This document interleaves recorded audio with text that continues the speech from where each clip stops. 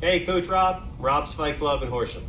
Hey, thanks for watching the videos. I appreciate you guys coming back and watching more videos. I hope that these videos are going to be beneficial to you. Put it together with your other training and it's going to help you a lot. But make sure you're getting in the gym and you're doing your partner training, your sparring.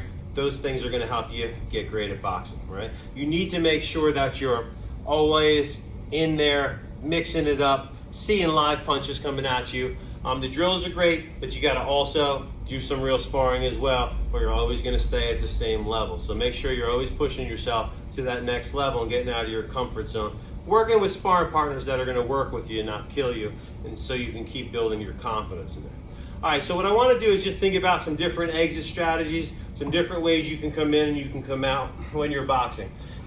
First, I come in with a jab or a double jab, right? From here, I have an option. I can either continue to move forward and throw punches and be aggressive, but maybe I want to come back out and make a miss. When you come back out and you make the person miss, a lot of times by throwing a jab, you can get them to counter, you can come back out, make a miss, and then you can counter the counter.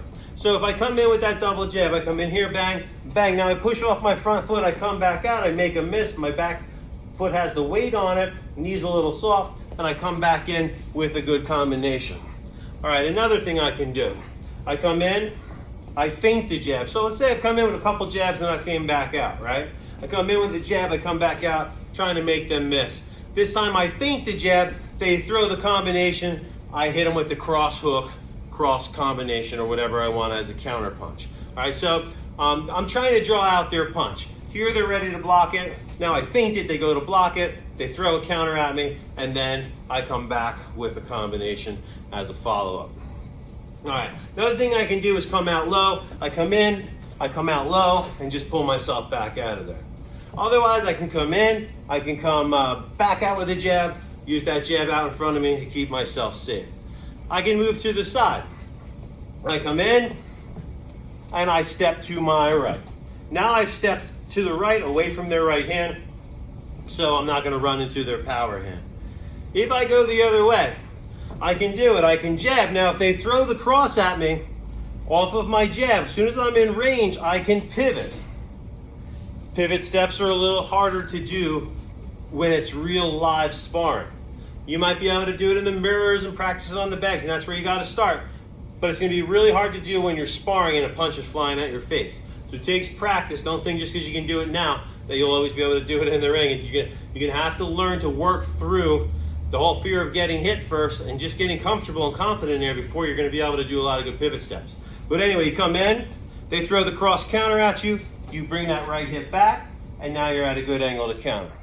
So that's another option. Now, if I want to move straight to my left, I have to be careful. Because if I come in and I step to my left, this is the dummy zone. Now I'm walking straight into a right hand if I have a right-handed fighter.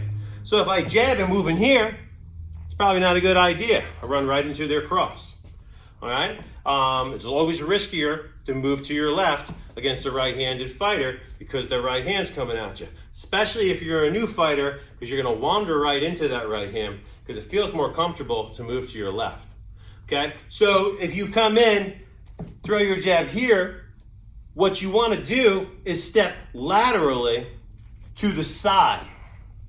So this way you don't walk into the right hand. So you jab in, you step laterally to the side.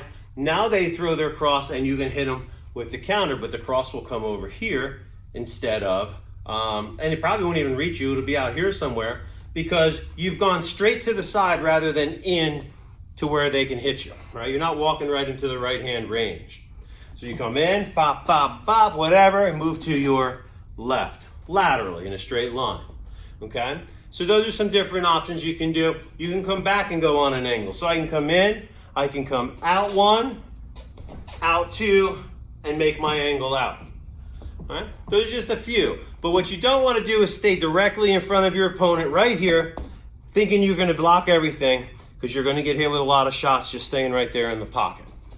All right, come in, make a miss, come back out, and then move. Come in, come out low, come in, step to the right, angle shot there. Come in, roll underneath. Come in, pop, pop, pop, pop, step to your left. All right, bunch of different options for you. But just don't stay stationary. When you're working on the bag, you can work this stuff in there too. So you might work your jabs from the outside, right? Come back out with a jab. Come in, come out, come back in. Jab, step to your left. It's a little harder on the bag because the bag's not moving. So you'll only be able to practice maybe one step to the left before you have to reset again and do something else. But work your jab in, step into angles, coming out low, coming under their left hook. Lots of different options, just so you're not doing the same thing. You throw a punch here and you stop, gonna eat a counter punch.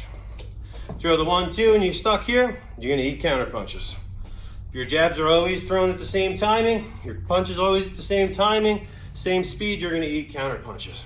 You gotta learn to mix them up a little bit, change what you're doing, follow basic principles, and don't put yourself in bad situations. If you throw punches and you get into a better position, you're not gonna get hit as often with the counters. All right, so hope that helps you.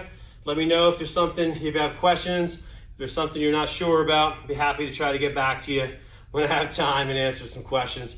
But that's it. Don't stand in one spot. Work in and work out. Start with the jab and go from there.